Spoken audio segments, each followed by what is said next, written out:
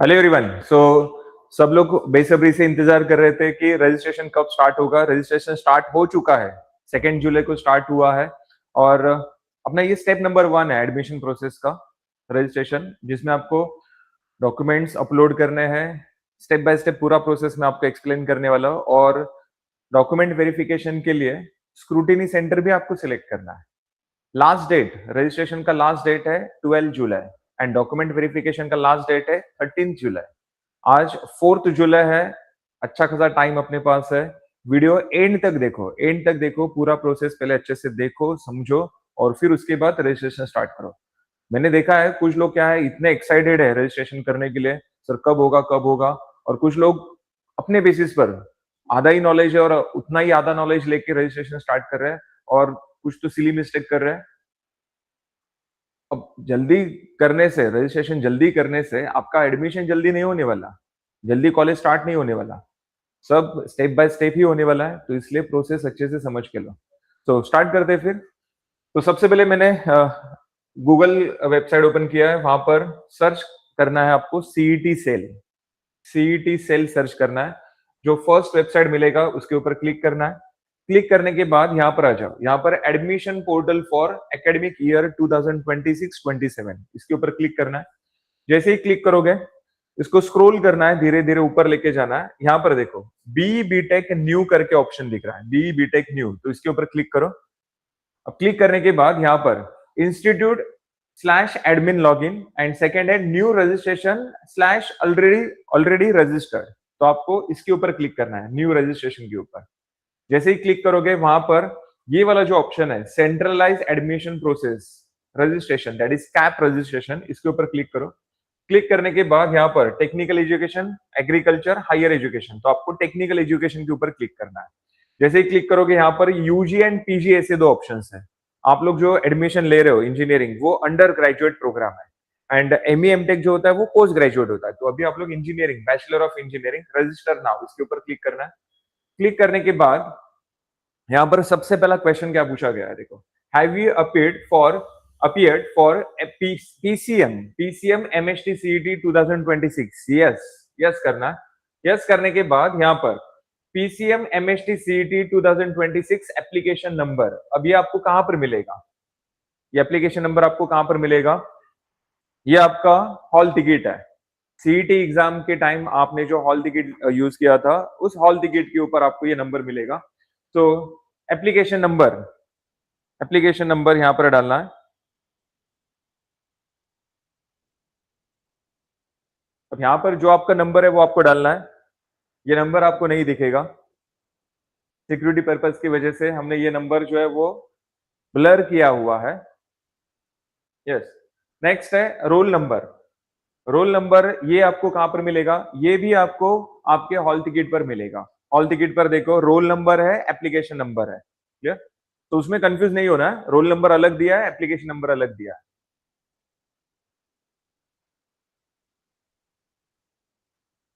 Next, फिर उसके बाद PCM MHT CET 2026 DOB, date of birth.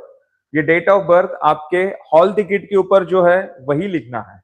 Correct, generally वही होगा, लेकिन कुछ लोग का ऐसा कुछ तो मिस्टेक हुआ रहता है बर्थ डेट में। यस, तो यहां पर आपको सिलेक्ट करना है and then next check PCM CET details. अब जैसे ही आप लोग यहां पर क्लिक करोगे चेक पीसीएम सीईटी डिटेल, तो आपके जो पीसीएम जो सीईटी के मार्क्स है वो यहां पर शो करेंगे। करेक्ट। फिर उसके बाद have you appeared for PCB MHT CET 2026? दिया है तो यस करो, नहीं दिया है तो नो करो।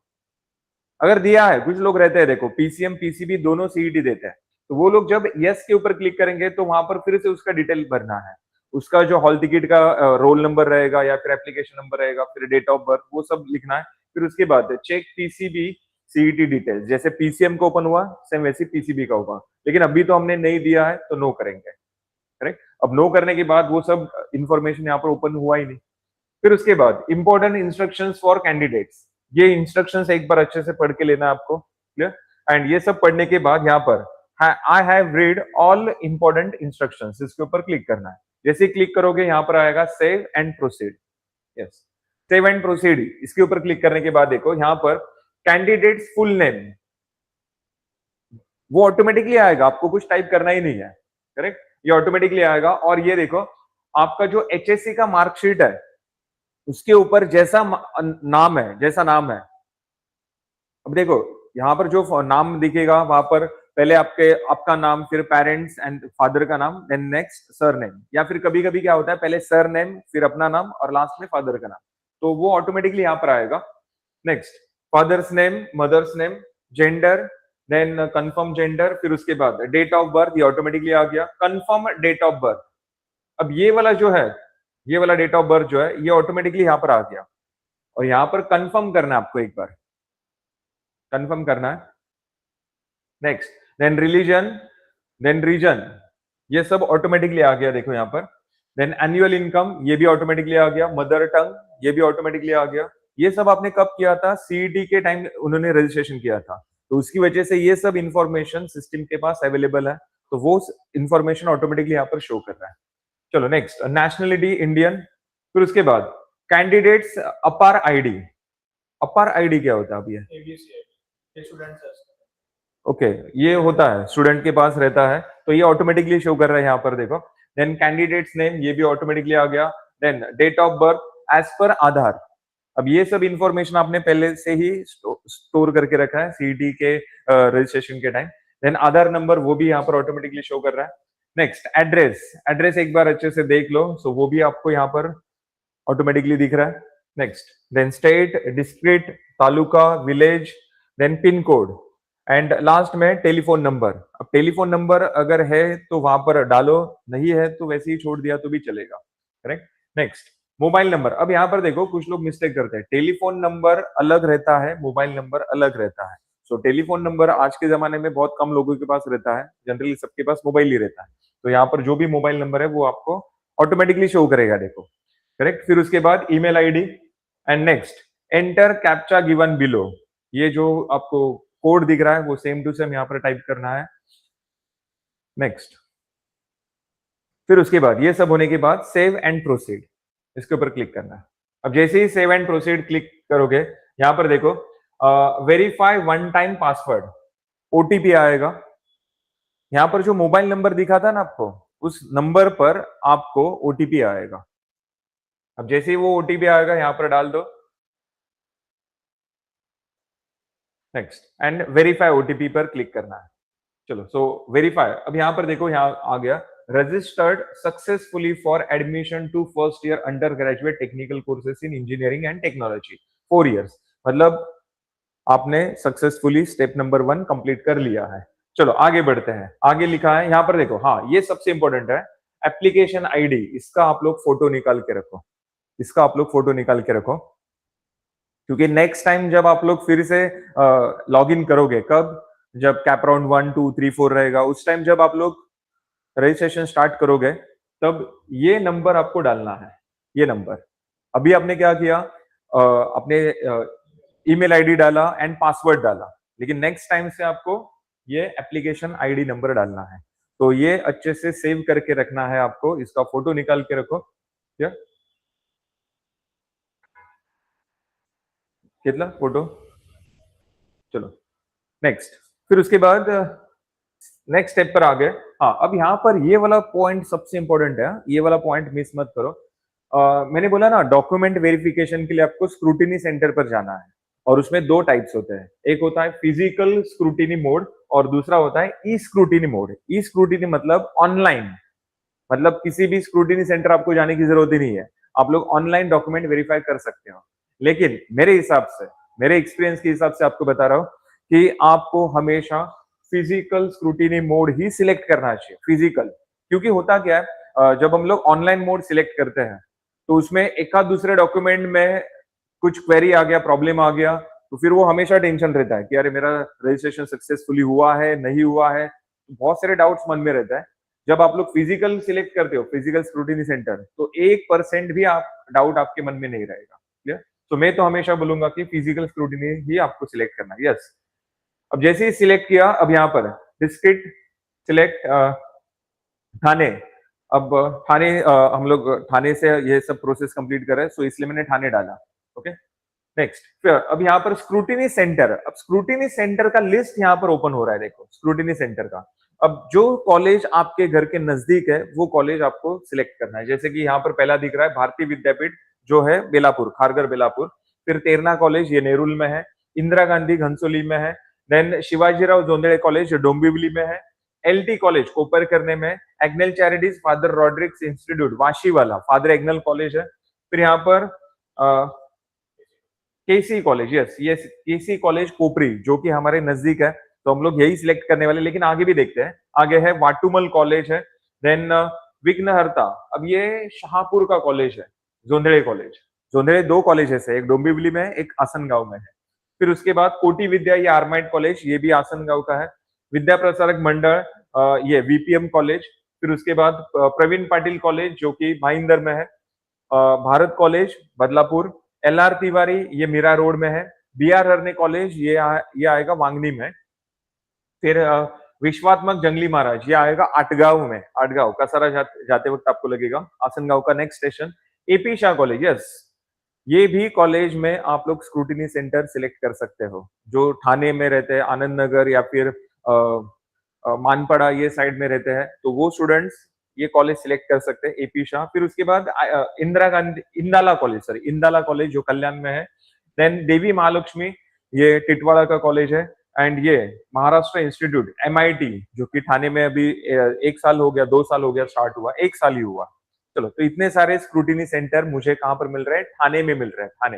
मैंने यहाँ पर डिस्ट्रिक्ट सिलेक्ट किया ना ठाणे, इसलिए ठाणे में जो जो कॉलेजेस अवेलेबल है वो यहाँ पर दिखेंगे। अब जो स्टूडेंट्स मुंबई साइड में रहते हैं वो अगर यहाँ पर मुंबई सिलेक्ट करते हैं, डिस्ट्रिक्ट के यहाँ पर अगर मुंबई सिलेक्ट करते हैं, यस मुंबई सिटी, तो वहां पर देखो विजेटीआई कॉलेज है, देन विद्यालंकार जो वडाला का है, देन अंजुमन इस्लाम साबू सिद्दीकी कॉलेज। सो मुंबई सिटी अगर आप लोग यहाँ पर सिलेक्ट करते हो तो आपको ये 3 ऑप्शंस दिखेंगे, ठीक है।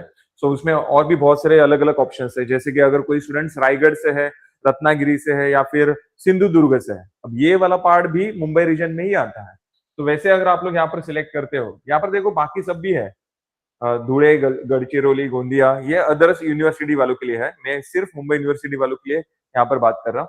चलो तो हम लोगों ने ठाणे सिलेक्ट किया, ठाणे सिलेक्ट किया, और ठाणे में हमें सबसे नजदीक वाला जो कॉलेज है वो है एपी शाह। चलो एपी शाह, एपी शाह, अब ये जो स्टूडेंट है ये रहता है कोपरी में, इसको केसी कॉलेज बहुत नजदीक है, लेकिन ये एपी शाह एक बार उसने विजिट किया तो उसको वो कॉलेज बहुत अच्छा लगा, तो उसको फिर से वहीं पर ही जाना है डॉक्यूमेंट वेरिफिकेशन के लिए, तो बहुत अच्छा डिसीजन है। सो एपी शाह उसने सिलेक्ट किया, यस। नेक्स्ट सिलेक्ट डेट, हाँ अब यहाँ पर आपको कौन से दिन जाना है डॉक्यूमेंट वेरिफिकेशन के लिए, वो डेट आपको सिलेक्ट करना है। मैंने क्या बोला, ये डॉक्यूमेंट वेरिफिकेशन कब तक अवेलेबल है, 13 जुलाई तक अवेलेबल है, 13 जुलाई तक। तो उसके पास देखो इतने सारे ऑप्शन है, वो 4 तारीख को भी जा सकता है, 5, 6, 7, 8, 9, 10 कभी भी जा सकता है। तो आपको कब टाइम है, 5 तारीख, यस वो 5 तारीख को फ्री है, तो 5 तारीख को फ्री है इसलिए उसने 5 तारीख सिलेक्ट।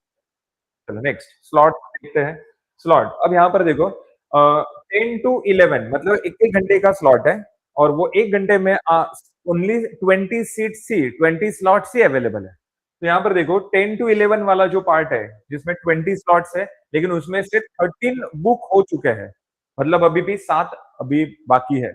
नेक्स्ट 11 to 12 में 20 थे, 20 के 20 जो घाई करने वाले स्टूडेंट है ना, वो लोग ने यहाँ पर देखो बुक कर भी लिया।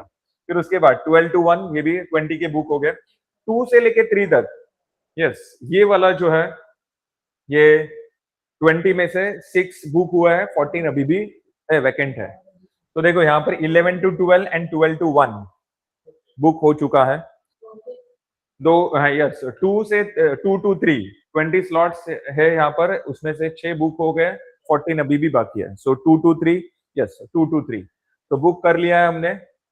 यहाँ पर आएगा कंफर्मेशन, यस अगर अगर आपको लगा कि सर मुझे नहीं अभी आज मुझे लगा कि मैं पॉसिबल है 5 तारीख को मैं जा सकता हूँ, लेकिन इवनिंग को मुझे पता चला कि अरे नहीं 5 तारीख को मुझे ऐसा कुछ इंपॉर्टेंट काम आ गया, तो मुझे रीशेड्यूल करना है, कर सकते हो, रीशेड्यूल यहाँ पर आप लोग कर सकते हो। ठीक है नेक्स्ट, चलो सो आगे बढ़ते हैं। Your slot is book successfully, following are the details, please visit SC that is scrutiny centre on time. तो टाइम आपने बुक कर लिया है 2 to 3, चलो अब इसके बाद कहाँ पर जाएंगे, कहाँ पर जाएंगे, होम, यहाँ पर सेकेंड वाला part, fill edit application form, यहाँ पर आना है। इसके ऊपर क्लिक करने के बाद, इसके ऊपर क्लिक करने के बाद यस, अब अगला स्टेप जो है वो इजी करने के लिए मैं अपने जो सर, जो कि बहुत ही फेवरेट सर है बच्चों के, सोम सर, उनको मैं इनवाइट करूंगा। यस, सोम सर, सॉरी सर। ठीक है, चलो शुरुआत करते। हमें टाइप बताना है कि अभी हम लोग महाराष्ट्र में रहते हैं बराबर है, लेकिन वहां पर भी बहुत सारे टाइप है, जैसे कि आप यहाँ पर देख सकते हो, type A, type B, type C, type D, बहुत सारे टाइप्स आते हैं।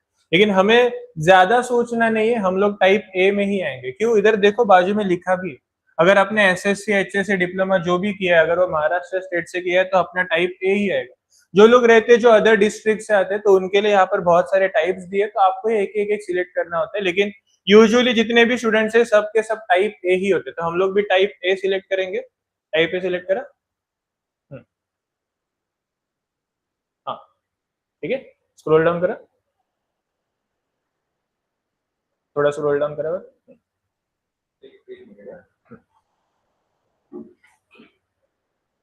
हाँ ओके, चलो एक मिनट।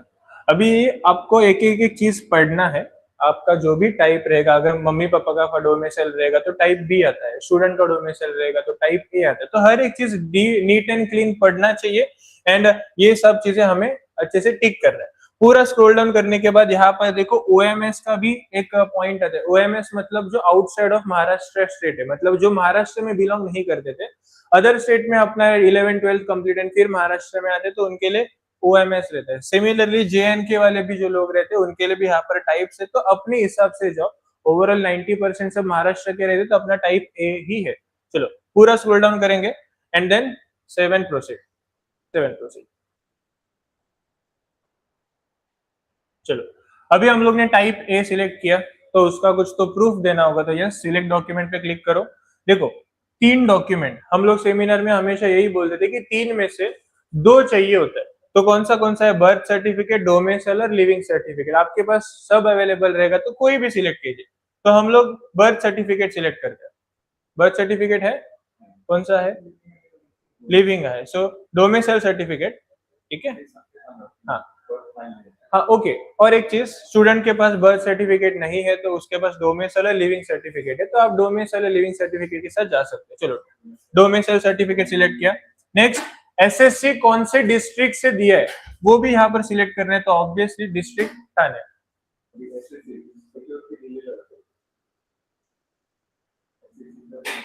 टिप्स देखो, ये जो मार्कशीट है आपका 10th का जो मार्कशीट है, यहाँ पर आपका स्टेट मेंशन होता है, तो वहां पर देखो यूजुअली वो रहेगा ही। तो चलो हम लोग डिस्ट्रिक्ट सिलेक्ट करते हैं ठाणे। चलो ठाणे।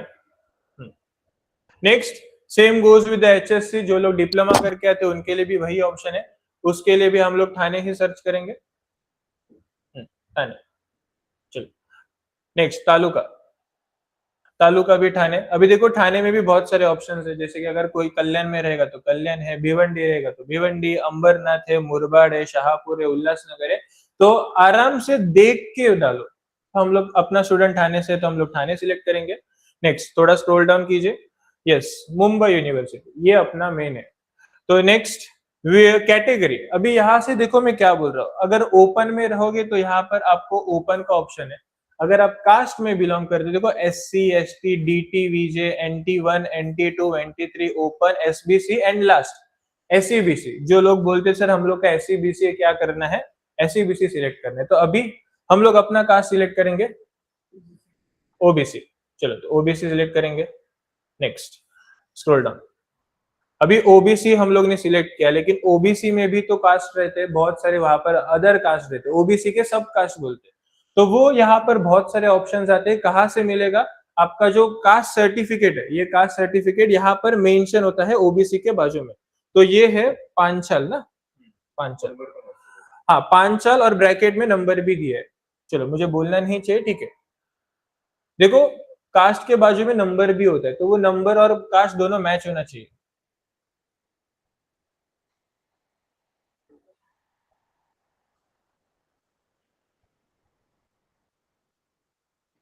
हम्म हम्म वर्चा 1 to 1।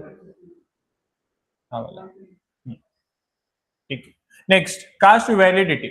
अभी एक पॉइंट यहाँ पर भी ऐड करूंगा। कास्ट वैलिडिटी है तो आपके पास 3 ऑप्शन है। अगर अवेलेबल है वेरी गुड, अवेलेबल नहीं है लेकिन सर हम लोग ने अप्लाई किया, अप्लाई करने के बाद रिसिप्ट आया है तो दूसरा ऑप्शन। अगर नहीं है, अप्लाई भी नहीं किया, तो मेरा पॉइंट सुनो, रजिस्ट्रेशन करो ही मत, थोड़ा रुको, अप्लाई करो, रिसिप्ट आने दो, फिर रजिस्ट्रेशन को हाथ लगाओ, क्योंकि हमें कास्ट वैलिडिटी चाहिए। सो तीसरे ऑप्शन पे तो जाना ही नहीं है। अपना क्या सिचुएशन है? अवेलेबल, रिसिप्ट है ना, हाँ, तो सेकेंड वाला ऑप्शन अप्लाइड।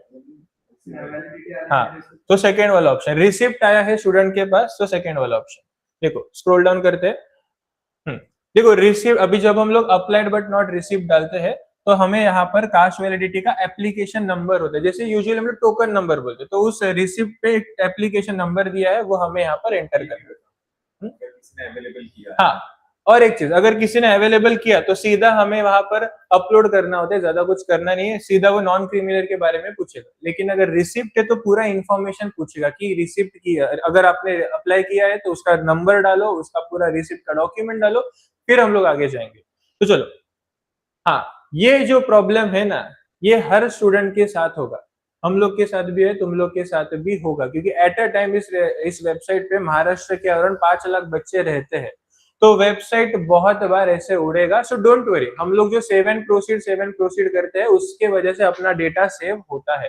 तो चलो वापस करते हैं, जहां पर हम लोग प्रीवियसली आए थे, वापस आए।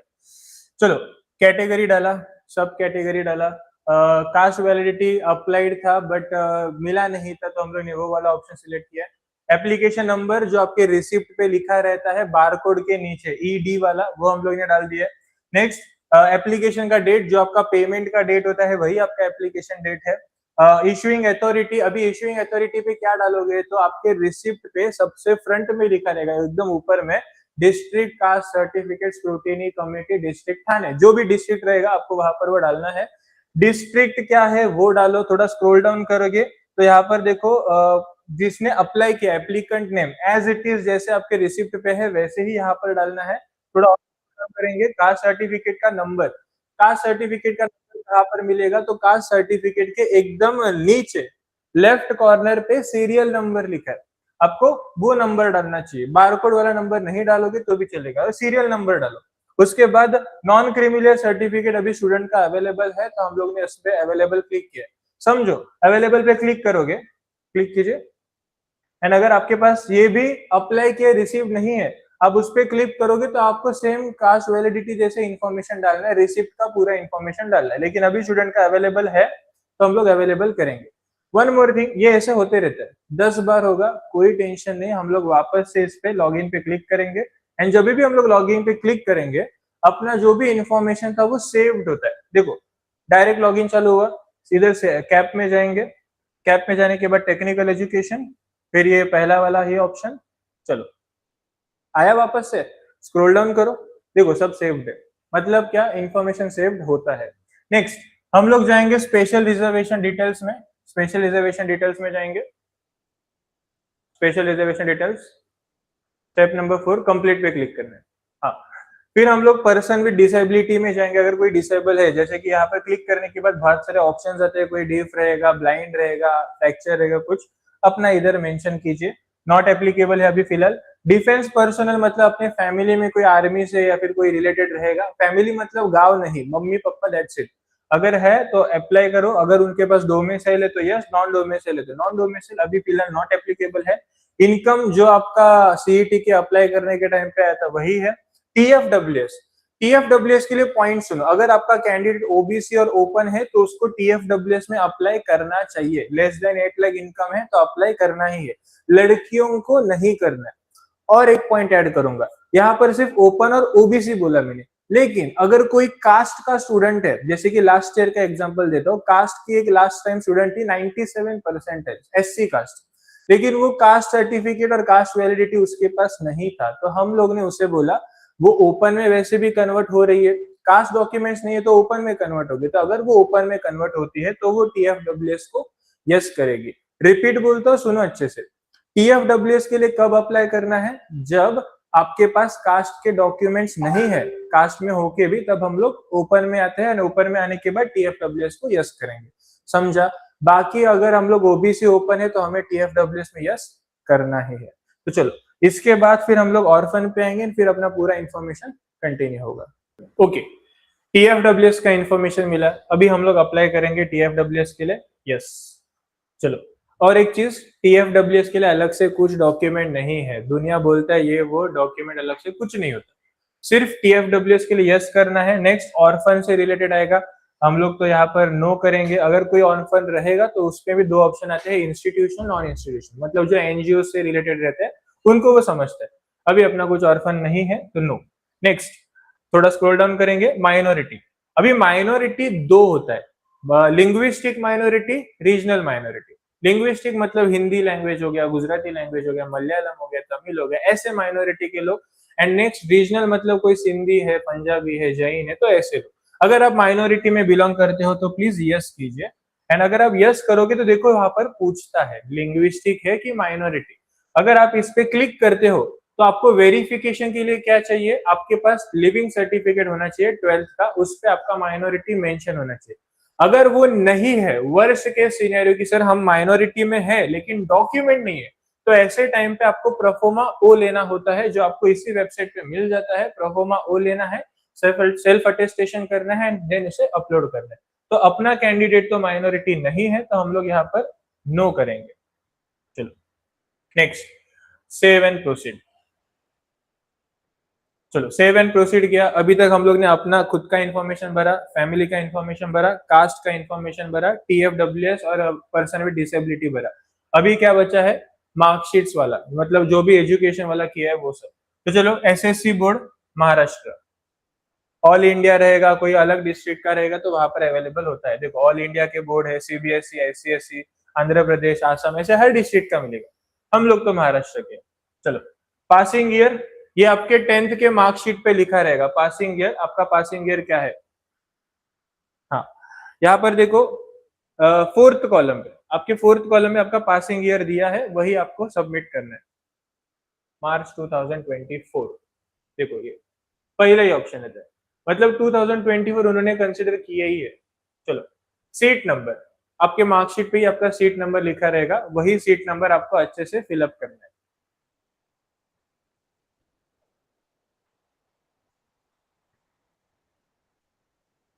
चलो, अच्छा, सीट नंबर डाला, उसके बाद हमें मार्क्स डालने हैं। मार्क्स केयरफुली डालो, और कौन से वो भी देखो, मैथमेटिक्स, साइंस, इंग्लिश, बस। बाकी मराठी, हिंदी ये सब नहीं डालना, हिस्ट्री, ज्योग्राफी नहीं, सिर्फ मैथमेटिक्स, साइंस और इंग्लिश ही डालना है।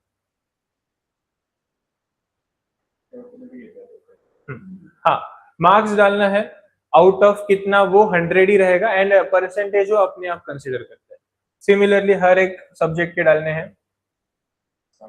साइंस,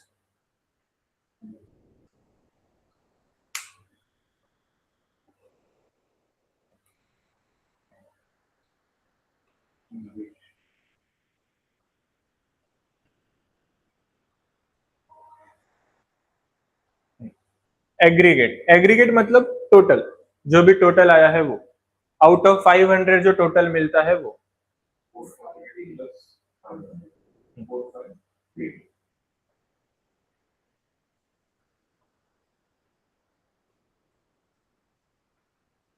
हाँ, इधर एक और पॉइंट, अभी ये जो हम लोग ने मार्क्स डाले उसको 448 ही है, लेकिन उसको 5 मार्क्स एडिशनल मिला है, कुछ रहेगा उस टाइम पे, कुछ रहते हैं स्कूल टाइम पे, कुछ अदर एक्टिविटीज है, स्पोर्ट्स है, तो उसको स्पोर्ट्स के थ्रू और 5 मार्क एक्स्ट्रा मिले, तो वो ऐड करके डालो, जो पूरा आता है कंप्लीटली वही डालना है, और परसेंटेज जो आएगा वो आपके मार्कशीट के साथ मैच होना चाहिए।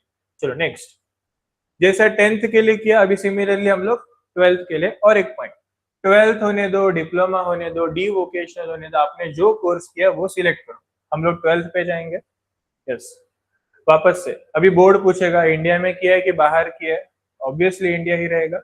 HSC बोर्ड महाराष्ट्र का पहले ही आता है, महाराष्ट्र बोर्ड। अगर अदर स्टेट वाला बोर्ड रहेगा तो उसके लिए अलग से ऑप्शन, सीबीएसई है, आईसीएसई है, हर बोर्ड यहाँ पर अवेलेबल है। चलो महाराष्ट्र। नेक्स्ट, पासिंग ईयर, जैसे हम लोग ने 10th का मार्कशीट देखा वैसे ही हम लोग 12th का मार्कशीट देखेंगे। एंड यूजुअली पहला जो ऑप्शन है, पहला 2026 वही अपना है, लेकिन कुछ लोग कुछ बच्चे ऐसे रहते हैं जो री एग्जाम देते हैं या फिर रिवैल्यूएशन के लिए देते हैं, तो उनके लिए अलग से 2 ऑप्शन आता है, तो हम लोग तो 2026 डालेंगे।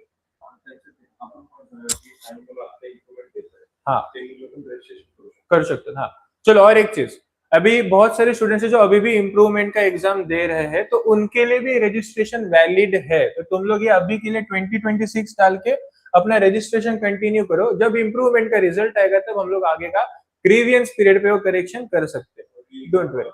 हाँ, और फिर वो री एग्जाम में कंसिडर होगा, जब आप इम्प्रूवमेंट के बाद रजिस्टर करोगे तो री एग्जाम में कंसिडर किया जाएगा। चलो, सो 2026 सीट नंबर,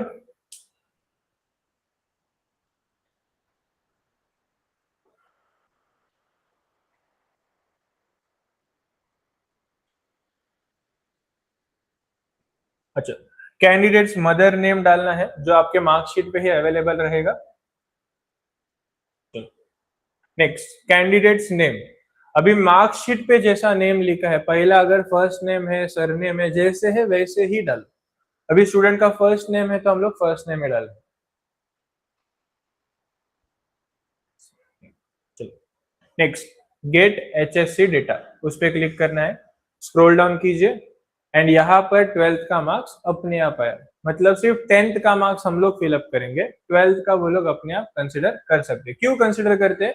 क्योंकि अभी जो हम लोग काम कर रहे हैं वो सीईटी के वेबसाइट पे करें, सीईटी के वेबसाइट के साथ 12th का बोर्ड कनेक्टेड होता है, 10th का नहीं होता, इसीलिए 10th का हम डालेंगे और 12th का अपने आप आ जाएगा। तो बस चेक करना है कि क्या हम लोग को करेक्ट आया है। हाँ, ते आपोआप क्लिक झाले, पास पे ऑलरेडी क्लिक हो चुका है। चलो, सो पूरा स्क्रॉल डाउन करना है, जो भी देखो यहाँ पर जो सब्जेक्ट हम लोग होते हैं बायफोकल सब्जेक्ट, वो भी यहाँ पर आया है, उसके भी मार्क्स एंटर हुए, सब करेक्ट, सेव एंड प्रोसीड पे जाना है। चलो, ये हो गया। अभी बात करते हैं जेडबलई के ऊपर। बहुत सारे स्टूडेंट सीईटी जेडबलई दोनों देते हैं, तो यस, जेडबलई अगर दिया है तो यस करना है, नहीं दिया है तो नो करना है। स्टूडेंट ने जेडबलई दिले लिया है, चलो, अच्छा, click here to view the steps fetch your जेडबलई मेंस कर। अगर आपके पास जेडबलई का स्कोर कार्ड नहीं है, कैसे लाना है, अगर आपको मालूम नहीं है तो यहाँ पर क्लिक करके आप अपना जेडबलई का स्कोर कार्ड ला सकते हैं, जो यूजुअली डिजी लॉकर में सेव होता है। नहीं है तो, अगर है सबके पास डिजी लॉकर, अभी तो होना ही चाहिए, क्योंकि डिजी लॉकर पे ही अपना स्कोर कार्ड और अपना अपार आईडी भी उसी पे रहता है। हम लोग यस क्लिक करेंगे। चलो, गेट जेडबलई स्कोर डेटा। ओके, अभी ये डिजी लॉकर का वेबसाइट ओपन होगा, हमें यहाँ पर क्या करना है, इस पे डिजी लॉकर का जो एप्लीकेशन है, जो भी अपना लॉगिन आईडी है, वो यहाँ पर डालना है। तो पूरा स्क्रॉल डाउन करेंगे, यहाँ पर स्टेप्स वहां पर बताए कि पहला लॉगिन करो, ओटीपी डाल के वेरीफाई करो, कंसेंट दो शेयर डॉक्यूमेंट करने के लिए, उसको अप्लाई करना होता है, और कंप्लीट। एक बार कंप्लीट हो गया तो हमें सीधा वहां से डॉक्यूमेंट अपलोड करना है। तो हम लोग स्टार्ट वेरिफिकेशन पे क्लिक करेंगे एंड यहाँ पर जो आधार नंबर है वो स्टूडेंट का डालना है जो डिजी लॉकर से कनेक्टेड है। तो स्टूडेंट का आधार नंबर यहाँ पर एज इट इज टाइप करना है, केयरफुली जाओ, 12 डिजिट से केयरफुली टाइप करेंगे।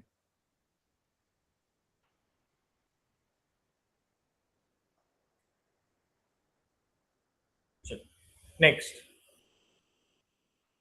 ओटीपी, अभी आधार और मोबाइल नंबर मैप्ड होना चाहिए, कनेक्टेड होना चाहिए, तो आपको ओटीपी सीधा आ जाएगा। अगर नहीं है तो प्रीवियसली देखो यहाँ पर एक ऑप्शन आया था, ट्राई अनदर वे, उस पर क्लिक करके आप अपना मोबाइल नंबर डालो और अपना वेरिफिकेशन करो। चलो, ओटीपी आया, ओटीपी सबमिट किया, थोड़ा टाइम दो, प्रोसेस को थोड़ा टाइम दो। मैं एक एग्जांपल शेयर करूंगा साथ ही साथ, कल का ही एग्जांपल है, कल्याण में एक स्टूडेंट ये डिजी लॉकर का प्रोसेस कर रहा था एंड वो मुझे कॉल करके बोल रहा है कि सर वेबसाइट पे लोड हो रहा है, बहुत टाइम लग रहा है, ये वो, लेकिन पेशेंस रखना है। उसने पेशेंस रखा, उसका प्रोसेस कंप्लीट हुआ। अभी यहाँ पर डिजी लॉकर का पिन चाहिए। अभी बहुत सारे स्टूडेंट्स को डिजी लॉकर का पिन याद ही नहीं रहता, कुछ स्टूडेंट्स को रहता है, अगर नहीं याद है तो फॉरगॉट में पिन पे जाओ। हाँ, फॉरवर्ड में पिन पे जाओगे तो वेरिफिकेशन के लिए स्टूडेंट का बर्थ डेट चाहिए, तो स्टूडेंट का बर्थ डेट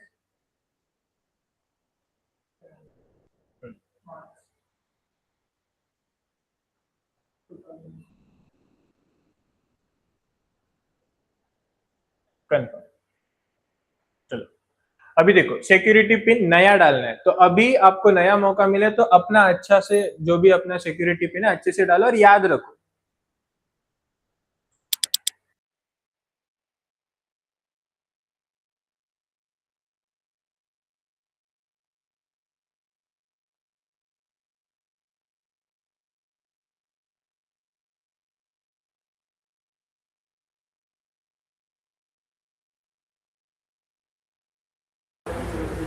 ठीक है चलो हुआ, सेट पिन किया। अभी देखो यहाँ पर अपार आईडी दिया है जो अपने पास ऑलरेडी था, आधार कार्ड दिया है, मार्कशीट दिए, ये सब अपने पास है। प्लीज सिलेक्ट ऑल पे ऑलरेडी क्लिक रहेगा, वो एक बार क्लिक कीजिए। हाँ सिलेक्ट ऑल हो गया। नेक्स्ट डिजी लॉकर ड्राइव, उस पर क्लिक करना है। नेक्स्ट पूरा स्क्रॉल डाउन कीजिए एंड यहाँ पर अलो करना है। प्रोफाइल इंफॉर्मेशन हाँ ओके यहाँ पर डालना होगा ना, है ना, ठीक है। सो अलो कीजिए, ये बस कंसेंट ले रहा है कि आप लोगों से क्या आपको अलो करना चाहिए उसे, तो प्लीज अलो कीजिए। यहाँ पर रुकना है क्योंकि यहाँ पर बहुत टाइम लगता है, रुकना पड़ेगा, थोड़ा पेशेंस रखो एंड ये प्रोसेस कंप्लीट होगा। डॉक्यूमेंट शेयर्ड सक्सेसफुली एंड यहाँ पर देखो JEE details could not be received at the time, temporary issue with the digi locker service. मतलब किसका इशू है, डिजी लॉकर का। क्यों हुआ, क्योंकि सारे स्टूडेंट्स यही कर रहे हैं एंड अभी ये जो डिजी लॉकर का इशू हो रहा है सिर्फ महाराष्ट्र के लिए वैलिड नहीं है, ऑल ओवर इंडिया चालू, क्योंकि JEE का स्कोर है, तो इसीलिए डिजी लॉकर का सर्विस में थोड़ा थोड़ा इश्यू हो रहा है, तो हम लोग ओके करेंगे। ठीक है परत एकदा ट्राय करू, स्टार्ट वेरिफिकेशन।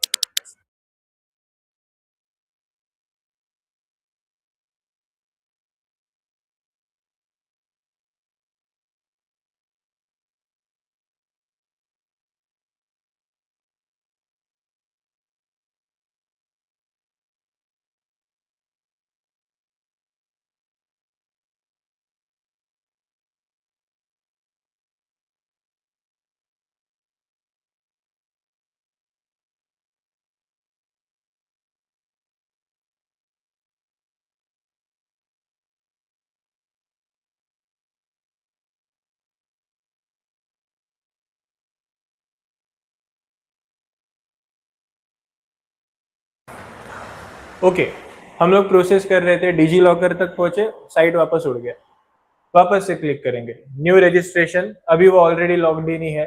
कैप में जाएंगे, टेक्निकल एजुकेशन, येलो कलर आया मतलब अपना हाफ प्रोसेस हो गया। स्क्रॉल डाउन करेंगे, स्क्रॉल डाउन करने के बाद देखो पहला 3 स्टेप था, अभी 5 स्टेप कंप्लीट हुआ। 6 स्टेप JEE के स्टेप पे थे, उसके ऊपर क्लिक करेंगे। चलो yes, get JEE score, start verification. चलो ये JEE का जो प्रोसेस हम लोग ने वापस पहले जो किया था वापस वही करेंगे। और एक पॉइंट सुनो, ये प्रोसेस एट अ टाइम 3 ही बार करो। अगर 3 बार में भी नहीं हुआ, बंद करो पूरा वेबसाइट, रात को 10 बजे उठो एंड चालू करो। सुबह दोपहर को जितना लोड होता है उससे बहुत ज्यादा कम लोड रात को होता है। सो आराम से नीट एंड क्लीन ये प्रोसेस तुम लोग कर सकते हो, तो प्लीज।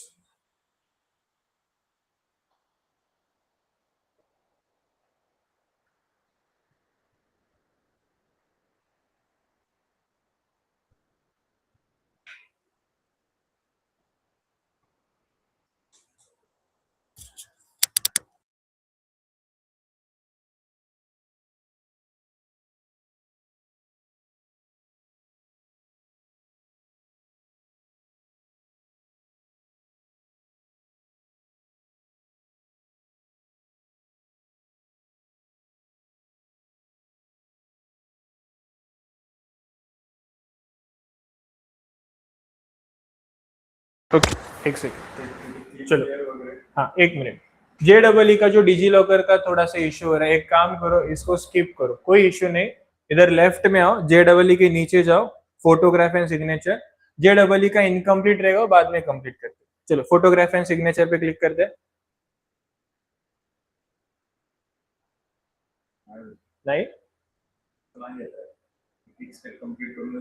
ओके, सगळं कंप्लीट झालं तरच पुढे जाणार। ठीक है, चलो JEE का इश्यू सॉल्व हो गया।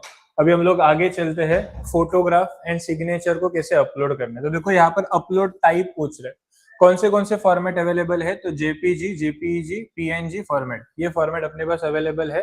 एंड यही फॉर्मेट में हमें फोटो और सिग्नेचर को अपलोड करना है। तो चलो अपलोड टाइप पे पहले फोटोग्राफ पे क्लिक करते हैं। चलो थोड़ा देखो यहाँ पर ओपन कैमरा, रीलोड, ये सारे ऑप्शन आते हैं। तो यूजुअली हम लोग ओपन में जाएंगे जहां पर आपने फोटो सेव करके रखा है। तो हम लोग ने सेव करके रखा है डेस्कटॉप पे। एडमिशन प्रोसेस क्लिक करा, डबल क्लिक करा,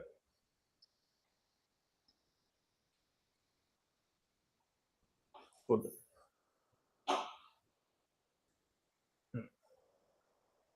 अपलोड।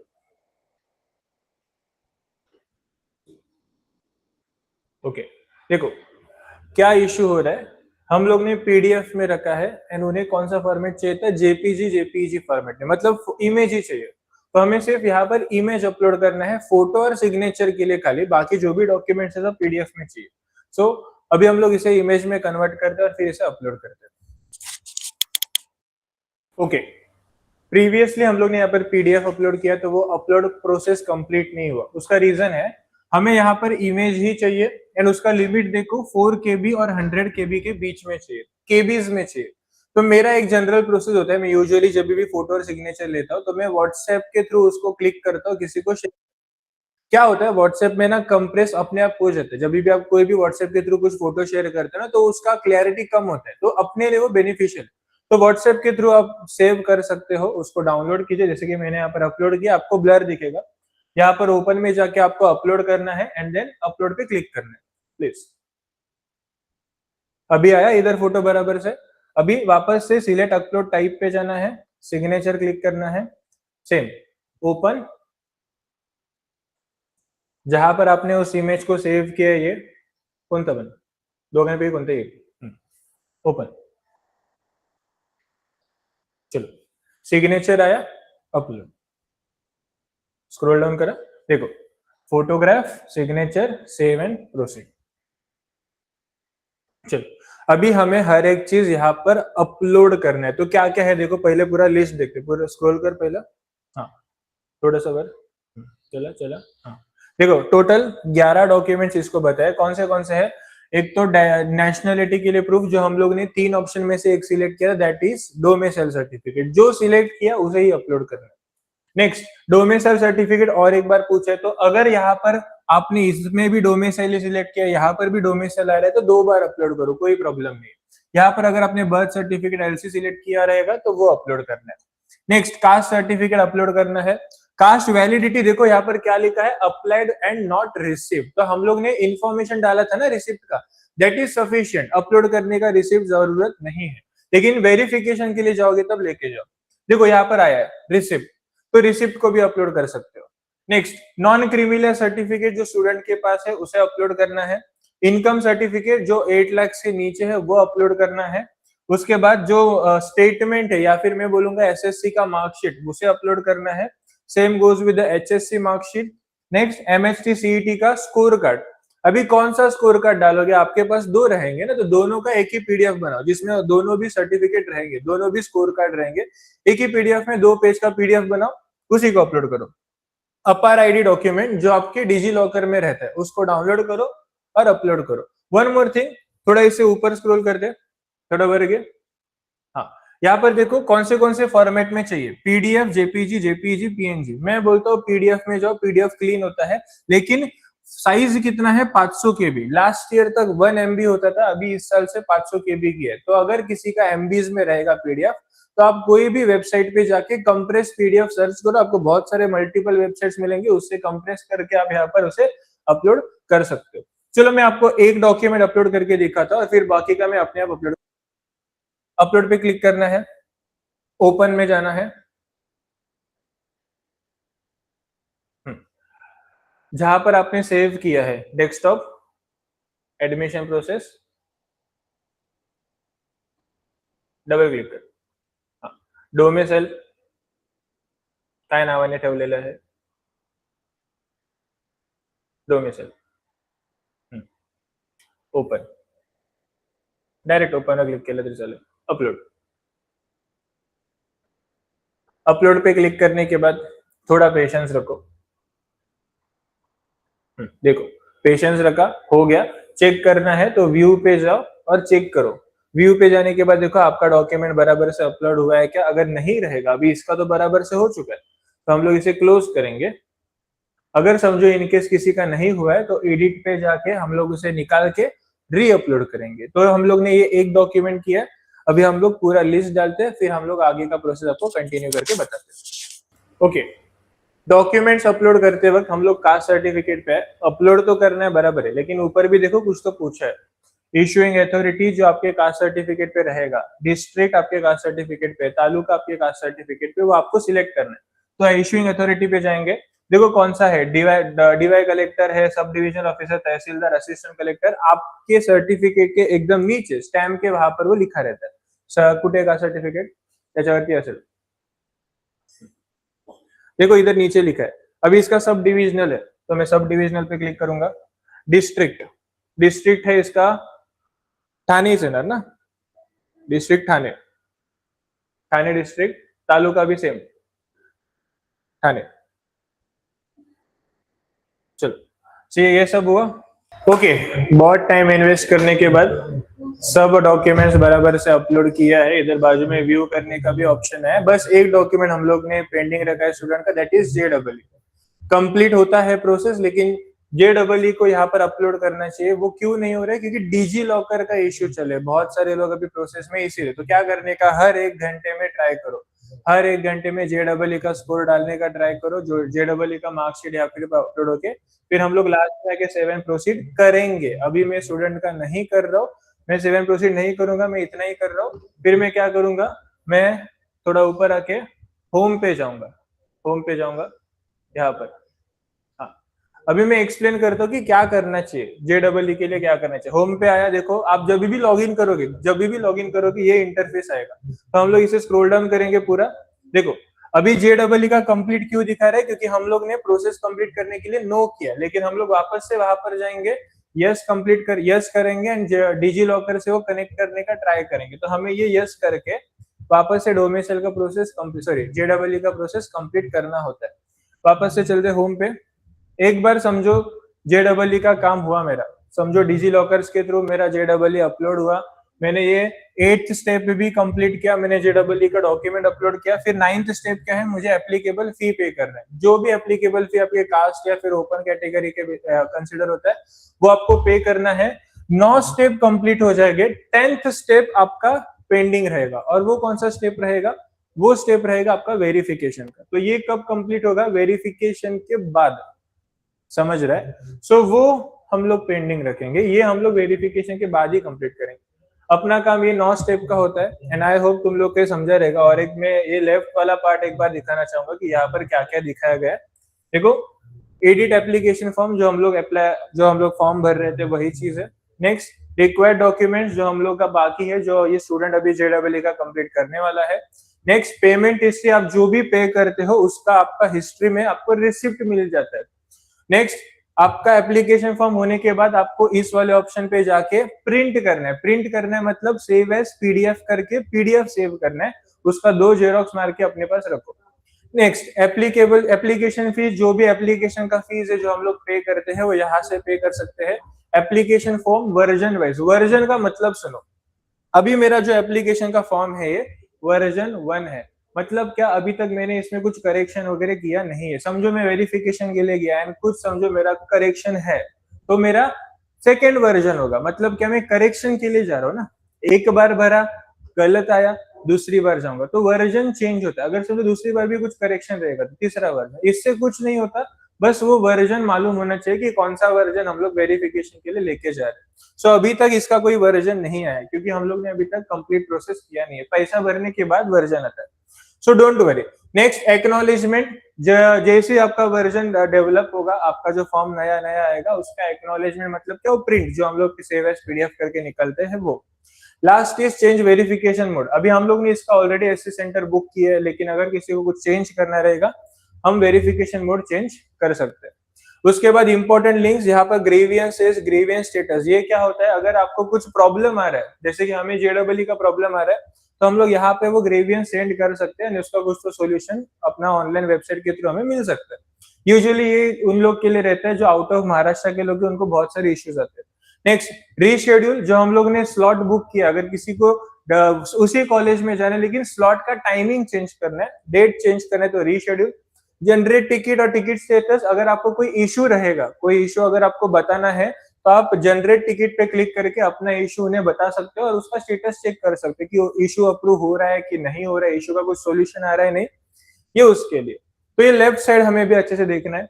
रजिस्ट्रेशन का प्रोसेस इतना ही होता है, 9 स्टेप कंप्लीट करना है, ज्यादा डिफिकल्ट नहीं है, शांत दिमाग से करोगे तो इजीली कंप्लीट हो जाएगा। So that's it. एंड अगर आपको कुछ भी डाउट रहेगा आप अकेडमिक के साथ कनेक्ट हो जाइए। डिस्क्रिप्शन बॉक्स में आपको लिंक मिलेगा व्हाट्सएप के ग्रुप का, आपका कॉन्टेक्ट नंबर मिलेगा, आप उनसे कॉन्टेक्ट कीजिए, अपने सारे डाउट्स का सोल्यूशन निकाल के लीजिए। Thank you so much.